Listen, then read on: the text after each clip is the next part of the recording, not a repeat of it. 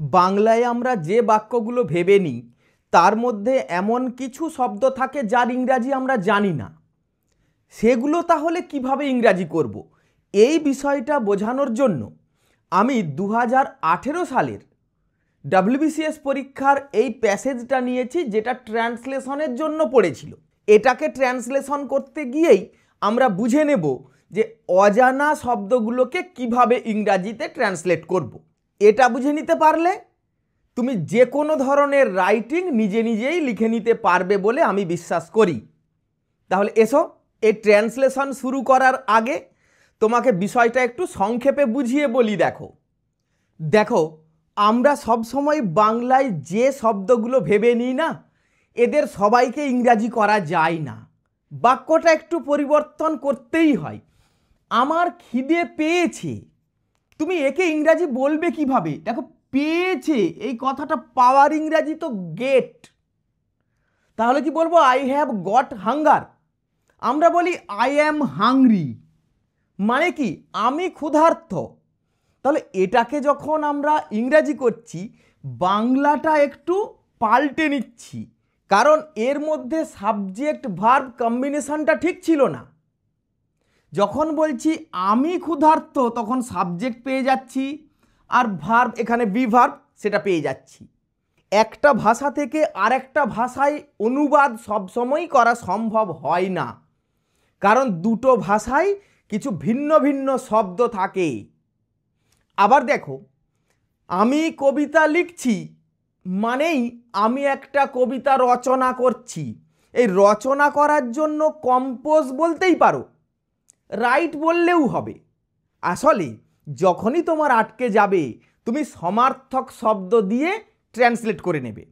আমার ঘুম পেয়েছে, I am sleepy, I feel sleepy. এখানে দেখো, তুমি স্লিপি কথাটার ঠিকঠাক বাংলা বলাটাও কত কঠিন, কিন্তু আমরা ইংরাজিতে ইউজ করতে পারি। কাজেই ঘাবড়ে যাওয়ার কিছু নেই, এটা অনেকেরই সমস্যাটা হয়, এটাকে তুমি এইভাবেই ওভারকাম করে নেবে। এসো, আমি WBCS পরীক্ষার 2018 সালের একটা বেশ কঠিন প্যাসেজ নিয়েছি, ট্রান্সলেট করব। তুমি হয়তো ভাবছো তোমার ইংরাজি শব্দ জানা আছে কম, কিন্তু ওই দিয়েও তুমি পারবে। তাহলে দেখো, এখানে প্রথম সেন্টেন্সটা আছে, একবিংশ শতকে পদার্পণের পর প্রায় 2 দশক অতিক্রান্ত। পদার্পণ, একে ইংরাজিতে সেট ফুট বলা যায়। আবার পদার্পণ করা মানে কি? প্রবেশ করা। একবিংশ শতকে প্রবেশ করা বোঝাচ্ছে। দেখো, এই অংশটাই কিন্তু কোনো ক্রিয়াপদ নেই। তাহলে এতক্ষণ আমি তোমাকে যেটা বলছিলাম, তোমাকে বাক্যটাতে সাবজেক্ট ভার্ব অবজেক্ট এই কম্বিনেশনটা তৈরি করতে হবে। তাহলে যেহেতু এখানে ভার্বটা মিসিং ছিল, ভার্বটা কি হতে পারে? একবিংশ শতকে পদার্পণের পর প্রায় 2 দশক পার হয়ে গেছে, অতিক্রান্ত হয়েছে।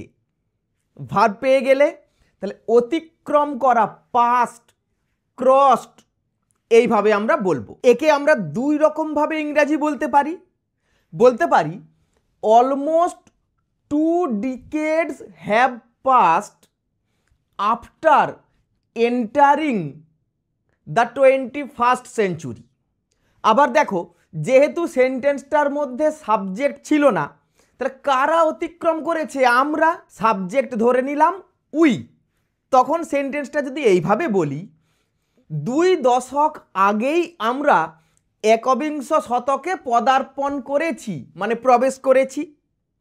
We entered the 21st century almost 2 ডিকেডস এগো।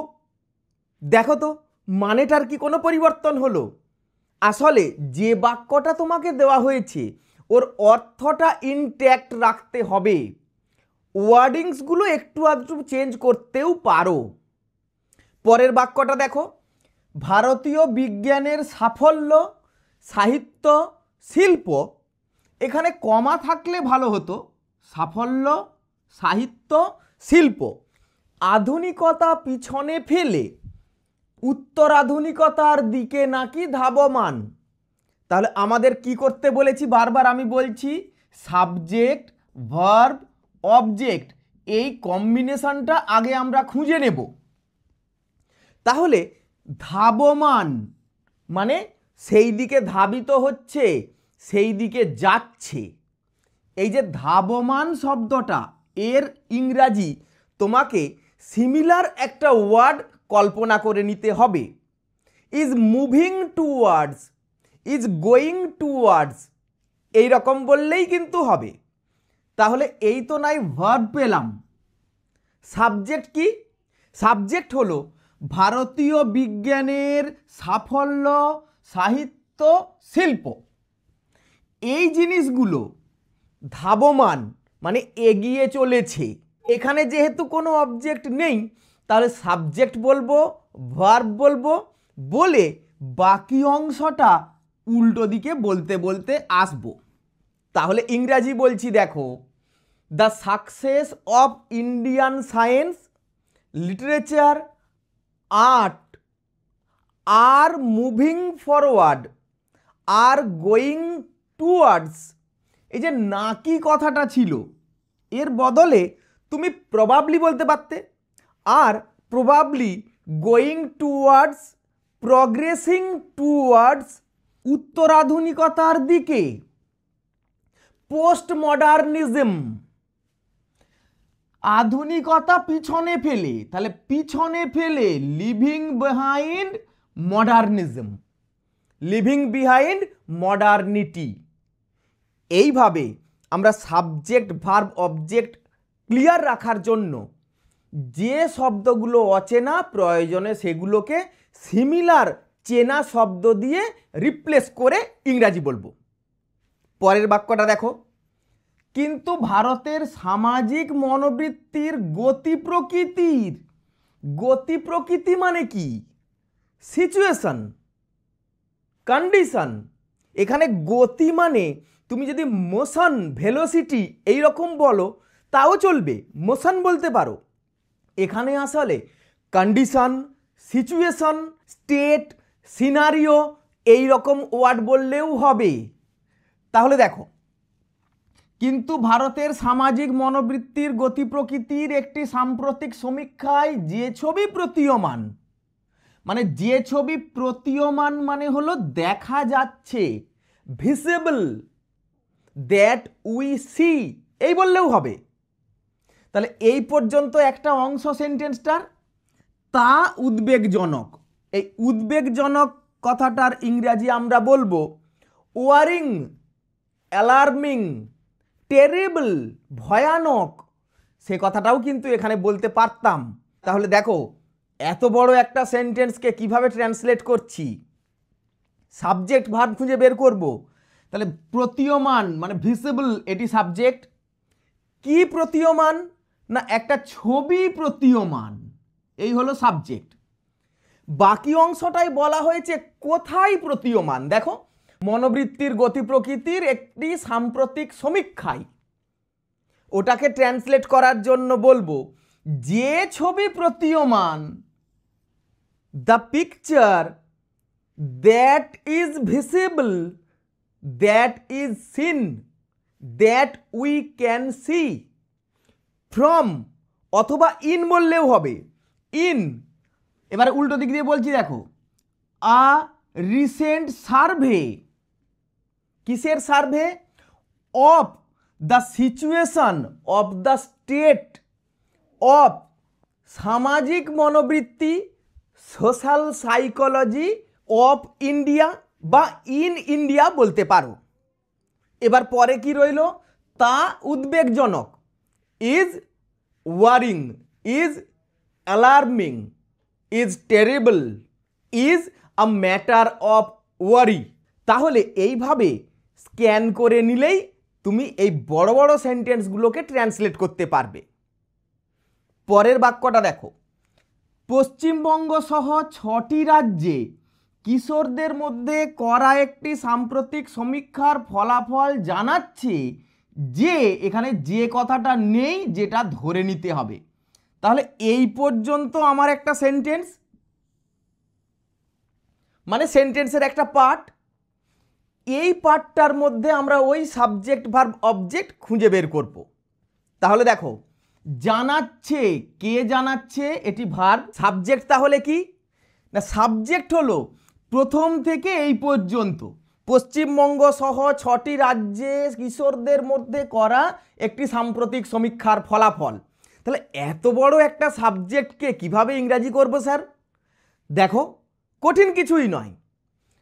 আ রিসেন্ট সার্ভে অথবা the result of a recent survey among অথবা অফ কিশোরদের, টিনেজার্স, ইউথস, টিনেজার্স বললে বেশ ভালো হয়, teenagers in 6 states including waist Bengal. এই বললেই এই সাবজেক্টটা বলা হয়ে গেল। Shows that, states that. এবার পরের অংশটা নেব। 59% কিশোরের বিশ্বাস, মানে 59% কিশোর বিশ্বাস করে যে, তাহলে এই পর্যন্ত একটা ক্লজ তৈরি করতে পারি। এটাকে ইংরেজিতে বলবো 59% টিনেজার্স বিলিভ দ্যাট গেরস্থালি সামলানোই মেয়েদের যোগ্য কাজ। এই অংশটার মধ্যে ভার্ব কি? গেরস্থালি সামলানোই হলো মেয়েদের যোগ্য কাজ। এই যে হলো একটা বি ভার্ব, এটা এখানে মিসিং। এটা তোমাকে ইমাজিন করে নিতে হবে, কল্পনা করে নিতে হবে। তাহলে কি হলো যোগ্য কাজ না, গেরস্থালি সামলানো, to manage the house hold. এই গেরস্থালি কথাটাকে বলি হাউস হোল্ড। তুমি ফ্যামিলি বললেও মোটামুটি বোঝানো হয়, হাউস হোল্ড কথাটা বললে ভালো হয়। To manage the house hold is the fitting job, is the worthy job, is the appropriate job of girls, of women. আবার কমা দেওয়ার পরে 54% ধারণা, এই ধারণার ইংরাজি বলবো ওপিনিয়ন। আর এটাকে যদি ভাগ করে নিই, 54% ধারণা পোষণ করে, 54% সেজ দ্যাট, ওপাইনস দ্যাট, ওপাইন মানে মতামত দেওয়া, ওপাইনস দ্যাট। এবার বাকি অংশটার মধ্যে আবার দেখো সেই সাবজেক্ট ভার্ব নিয়ে আসবো। বাড়ির শেষ সিদ্ধান্তের মালিক হওয়া উচিত ছেলেদেরই, মানে ছেলেরাই বাড়ির শেষ সিদ্ধান্ত নেওয়া উচিত। Boys should take the final decision of the house. আবার দেখো কমা দিয়ে বলবো 31% মনে করেন, 31% থিংস দ্যাট। এখানে থিংস বলছি কেন, অনেকজন হচ্ছে তো না, 31%, এটা অ্যামাউন্ট বলছি ওই জন্য থিংস বলছি। থিংস দ্যাট ভৎসনার জন্য মেয়েদের চপেটাঘাত করা যেতেই পারে। এই অংশটা দেখো প্যাসিভ ভয়েসে রয়েছে, কাকে চপেটাঘাত করা যেতে পারে? মেয়েদের, এটি object. Girls can be slapped, চপেটাঘাত করা মানে চড় মারা ইত্যাদি, slapped. Girls can be slapped to rebuke, to scold, for punishment, শাস্তি দেওয়ার জন্য। ভৎসনার জন্য মানে শাস্তি দেওয়ার জন্য, বকাবকি করার জন্য। তাহলে টু স্কোল্ড বলতে পারি, ফর পানিশমেন্ট বলতে পারি। এবং অ্যান্ড আবার সাবজেক্ট ভার্ব বের করব। প্রতি 3 জন কিশোরের মধ্যে একজনের মত, দেখো ভার্ব যেহেতু নেই তাহলে একজন মতামত দেয়, একজন মতামত প্রকাশ করে। 1 out of 3 teenagers opines that, thinks that ধর্ষণের পরিস্থিতি তৈরি করে মহিলারাই। কে তৈরি করে? তার পরিস্থিতি তৈরি করে, তৈরি করে ভার্ব, সাবজেক্ট হলো মহিলারাই। কি তৈরি করে না, ধর্ষণের পরিস্থিতি, এই অংশটা হলো অবজেক্ট। উইমেন দেমসেলভস, এই যে মহিলারাই, women themselves create the situation of rape. এইভাবে অচেনা শব্দগুলোকে জানা বাংলা শব্দে কনভার্ট করে নিয়ে তাকে তুমি ট্রান্সলেট করো। আমি খুব কঠিন একটা প্যাসেজ নিয়েছিলাম, নিশ্চয়ই বুঝতে পারছো। আর একটা সেন্টেন্স বাকি আছে, আমি এই সেন্টেন্সটা পুরোটা লিখে নিই, নিয়ে ওইটাও তোমাকে ট্রান্সলেট করে দেখাচ্ছি। দেখো, একটু সাহস থাকলে তুমিও ট্রান্সলেট করতে পারবে, ইংরাজি একটু কম জানলেই বা কি। এই সেন্টেন্সটা আমি এখানে লিখে নিয়েছি। দেখো, সমীক্ষাটির এই ফলাফলে যা সবিশেষ উদ্বেগের বিষয় তা হলো, তাহলে এই পর্যন্ত একটা যে পার্ট নিশ্চয়ই বুঝতে পারছো। তাহলে তা হলো, এর মধ্যে ভার্ব আছে। What is of great anxiety, what is of much anxiety in this result of the survey is that, বলে পরের অংশটা বলছি। দেখো, প্রাচীনতায় আক্রান্তদের বয়স 15 থেকে 18-এর মধ্যে। এই যে প্রাচীনতায় আক্রান্ত, অর্থোডক্স প্রাচীনতা, কনজারভেটিভ এই কথাটা বলতে পারি। The age of the traditionalist is between 15 and 18, অর্থাৎ যারা ভবিষ্যতের প্রাপ্তবয়স্ক নাগরিক। এই অর্থাৎ কথাটাকে বলতে পারি in fact who are the future adult citizen, যাদের উপর সমাজের অগ্রগতির ভার, on whom the responsibility of social progress lies, অথবা who are responsible for social progress. আমরা এর পরের দিন মিসলেনিয়াস এক্সামের একটা 2020 সাল বা 21 সালের একটা কোয়েশ্চেন থেকে একটা পার্ট ট্রান্সলেট করে দেখব। আমি তুলনামূলক একটু কঠিন প্যাসেজগুলোকেই বেছে নিচ্ছি, যাতে সেগুলো শিখতে পারলেই অন্য যে কোনো প্যাসেজ তোমরা ট্রান্সলেট করতে পারবে, আর পরবর্তী রাইটিংগুলো লিখতে খুব সুবিধা হবে। আজকের ক্লাস তাহলে এখানেই শেষ করলাম। ভালো লাগলে অবশ্যই লাইক দেবে, কেমন লাগলো বলবে, আর বন্ধুদের মধ্যে ভিডিওটা অবশ্যই শেয়ার করে দেবে। See you in the next class. Thank you for watching.